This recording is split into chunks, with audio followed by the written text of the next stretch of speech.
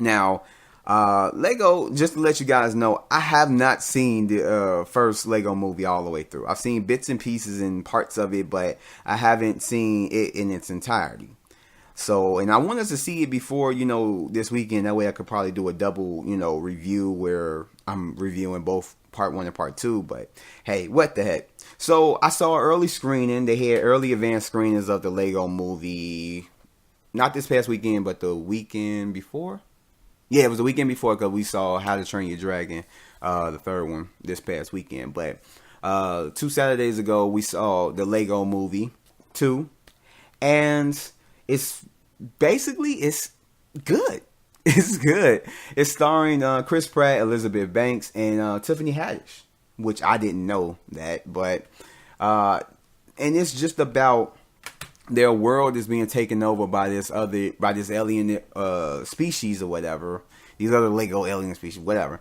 And everything that they build, they constantly destroy. So they have to go in basically kind of seclusion and not have anything too flashy as not to attract the alien species that constantly destroy what they got. And so by the helpings of Emmett, he ends up attracting them, which certain people from their community ends up getting taken, Lucy being the main person, which sends him out on a quest to try and rescue everybody that got, taken.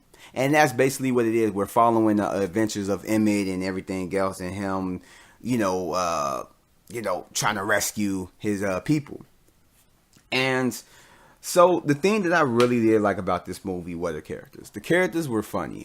They bring a lot of the people back and how they bounce off each other. And there's a new character, Rex Dangervest, that helps Emmett out. And his character is kind of like, I guess you could say, a parody of all of Chris Pratt's roles and stuff, just kind of rolled into one new pun. Well, actually, pun intended, whatever.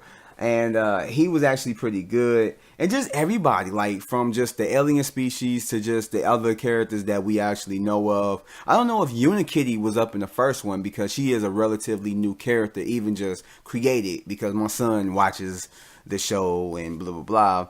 And she was actually pretty good up in there. And I enjoyed her character and just how they bounced off each other. I really did enjoy it. The voice acting up in there was good.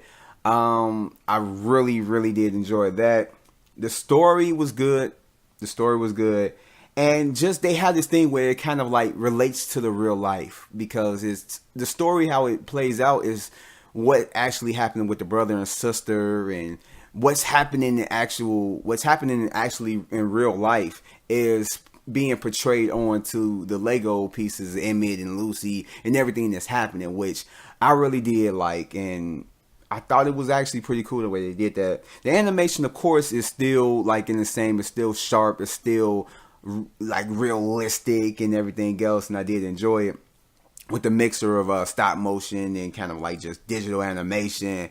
And the songs up in there, I actually really did like. I really did like. They got a song up in there, and what's funny is that it's a song that I forgot what they call it, like get stuck up in your head. But it actually left my head when I left. The only song that was stuck in my head was Everything Is Awesome. That song and everything else. I know that song gets stuck in everybody else's head. And speaking of songs, stay for the credits. I don't know if there's an end credit scene because my son made me leave because he's not about that life. He's not about that Marvel life. And the end credit song, as the credits are going, are so hilarious. I'm not going to give too much about it, but listen to the song when the credits are on. Just listen to it because you will be dying laughing. Take my word for it. The only thing that I really disliked about the movie is that the humor was hit and miss, and it was mainly miss. I found myself really laughing too much of the movie, but more than likely you might find some humor out of it that I didn't. But for me, it was just more of a miss than a hit. In conclusion, it is fast-paced, just like the other Lego movies, the first one, the Batman movie, and all that stuff. It is funny, it is very entertaining, and it breaks the fourth wall a lot of times and stuff. So I feel like a lot of people are going to get something out of it, as well as you have the actors that's portraying the real Justice League actually coming in and doing their roles. Not all of them, but you got Jason Momoa doing Aquaman, the new version of Aquaman, his version, or Zack Snyder's version of Aquaman. He's doing the voice for him, as well as Gal Gadot is doing the voice for Wonder Woman. And then you got Will Arnett coming back as Batman, and he plays a major role up in there. Tiffany Haddish was real good up in there. I forgot to mention, but it does have a rewatchable value, and it is worth your money. So I'll say go check it out. I give it an 8, and that is my review on the Lego Movie 2, the second part.